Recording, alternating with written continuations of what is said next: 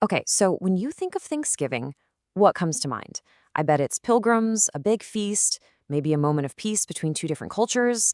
But what if I told you the holiday we actually celebrate has a much more dramatic and, frankly, a much more surprising origin story? What if that whole story, the one we've all known since we were kids, isn't really the beginning at all?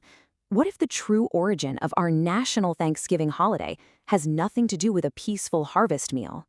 And everything to do with a nation tearing itself apart, just desperate to find some kind of meaning, some kind of unity and hope, right in the middle of its absolute darkest chapter. Well, that's the real story we're diving into. To really understand this story of a nation at war, we first have to step outside of that familiar pilgrim myth. So let's just lay it out side by side. The myth we all know. That's the 1621 harvest meal. But the official national holiday, that was born from a presidential proclamation in 1863, right in the thick of the Civil War. We're talking two completely different moments in American history. And here's the thing, that 1621 event was basically forgotten for over 200 years. It wasn't until 1841, when these old diaries from the Plymouth colony were reprinted, that people even rediscovered the story of this shared feast. And this rediscovery, well, it came at a very tense time for the country. Which brings us to this remarkable woman who looked at that old story and saw in it a potential cure for a country that was getting sicker and more divided by the day.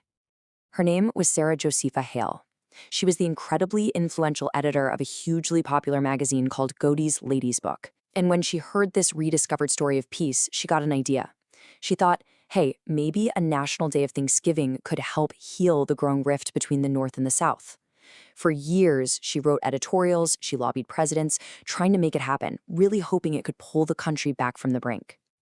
But as we know, it wasn't enough. The nation did plunge into war, and the whole idea of giving thanks was about to be transformed forever.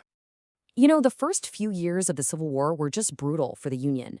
By the end of 1862, after one devastating loss after another, morale was at rock bottom. People were starting to lose hope. In response, you had 17 different state governors declare their own separate days of Thanksgiving, almost as a way to try and find some reason in all the suffering. This quote from New York's governor at the time, Edwin Morgan, it just perfectly captures the mood. He called the past year one of the dark periods of history, with sorrow graven on many hearthstones. But he argued that this sacrifice would actually strengthen the nation's ideals. So you see, this wasn't about turkey and a big harvest. It was about finding purpose in unimaginable loss. And then, in the summer of 1863, just when things seemed their bleakest, everything changed. The tide of the war finally, decisively, began to turn in the Union's favor. First, you have the bloody but absolutely critical Union victory at Gettysburg in early July. This was a massive turning point that sent the Confederate forces reeling back. And then, almost immediately after, on July 4th of all days, the key city of Vicksburg on the Mississippi falls to General U.S. Grant. Suddenly, after years of nothing but bad news, the Union had two massive back-to-back victories. So Lincoln, seizing on this huge momentum swing and this wave of relief sweeping the North, declared a national day of Thanksgiving for August 6th. Now, this was a one-time thing, a direct reaction to the good news from the battlefield. It was a chance for the nation to collectively breathe and think, okay, maybe, just maybe, this cause is not lost. But Lincoln wasn't finished. A few months later, in October, he issued a second, much more profound proclamation. And this is the one that created the holiday that we celebrate today. What is so fascinating is what Lincoln chose for the nation to be thankful for. I mean, we're in the middle of a horrific civil war, and he doesn't just list the military wins. No, he points out that the country's laws were still standing, that foreign powers stayed out of it, that farms were still producing and industries were actually expanding. People were still immigrating to the country. The economy was booming. He saw this incredibly resilient nation that was fighting for a future with, as he put it, a large increase of freedom. And so he officially invited all Americans, no matter where they were, to set aside the last Thursday of November as a national day of Thanksgiving. This proclamation made it official, it made it permanent, and it made it for everyone.